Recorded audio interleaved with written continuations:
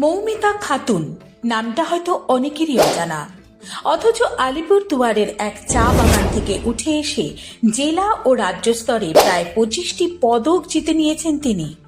Boxing, judo ও karate 3টি খেলাতেই তার সাফল্যের ছাপ স্পষ্ট।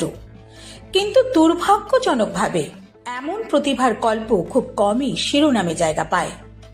আলিপুরদুয়ার জেলার মাদারিহাট ব্লকের হান্টাপাড়া টি গার্ডেন চা পাতার সুবাসে ভরা এক ছোট্ট গ্রাম, সেখানেই জন্ম ও বড় হয়ে ওঠা মৌমিতার।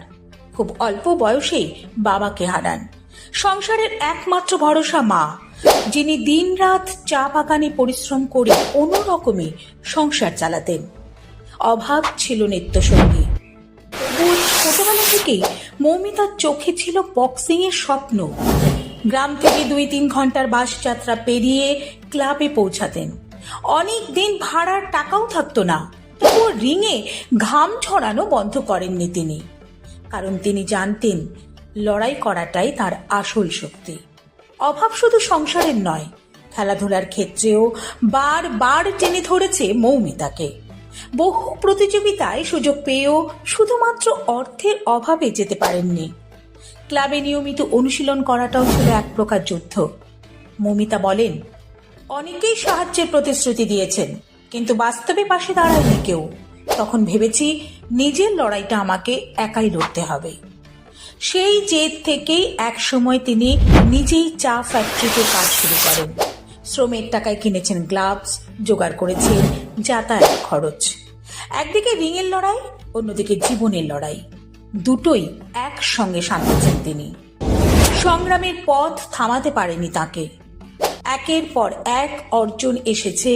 2017 সালে প্রথম জেলা জুডো প্রতিযোগিতায় গোল্ড, 2018 সালে বেঙ্গল অলিম্পিকে সিলভার, একই বছর জেলা বক্সিং এ গোল্ড, 2019 সালে টেস্ট বক্সিং এ গোল্ড, 2020 সালে জেলা গেমসে গোল্ড, 2022 সালে নর্থ বেঙ্গল চ্যাম্পিয়নশিপে গোল্ড এবং টেস্টে সিলভার, 2025 সালে আবারও জেলা স্তরে গোল্ড ও রাজ্য স্তরে সিলভার।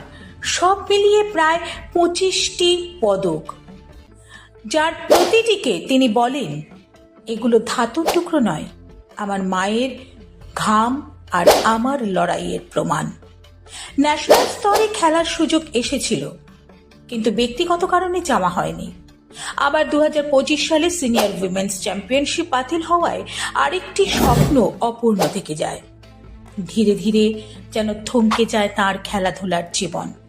আজ মৌমিতা আর রিংয়ে নামেন না, তিনি এখন একজন গৃহবধূ। জীবনের নতুন অধ্যায়ে পা রেখেছেন। তবে লড়াইয়ের মানসিকতা বদলায়নি। বর্তমানে তিনি সোশ্যাল মিডিয়ায় একজন কন্টেন্ট ক্রিয়েটর হিসেবে নিজেকে তুলে ধরছেন।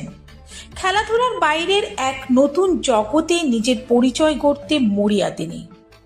আমাদের প্রতিনিধির সঙ্গে কথোপকথনে মৌমিতা জানান, জীবনে অনেক কষ্ট দেখেছেন, অনেক অভাব অভিযোগ সহ্য করেছেন। এখনো কোনো চাকরি জোটেনি, তবুও তিনি আশা ছাড়েননি। আজ না হোক কাল, যদি কপালে লেখা থাকে অবশ্যই একটা চাকরি পাবো। মৌমিতার জীবনের সবচেয়ে বড় প্রেরণা হলেন তার মা। ক্লান্ত শরীরে কাজ সেরে বাড়ি ফিরেও মেয়ের গ্লাভস পরিষ্কার করেছেন, সাহস জুগিয়েছেন। আজ তার জীবন সঙ্গীও সমানভাবে পাশে আছেন, নতুন পথ চলায় অনুপ্রেরণা দিচ্ছেন প্রতিনিয়ত। হয়তো আর দেখা যাবে না তাকে বক্সিং রিংয়ে, কিন্তু তাই বলে কি তার গল্প শেষ? না, এটা হার নয়, এটা রূপান্তর।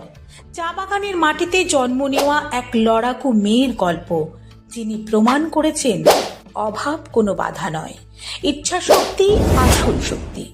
সমাজে সেই সব মানুষদের জন্য তিনি এক জোরালো জবাব, যারা মনে করেন মেয়েরা পারে না।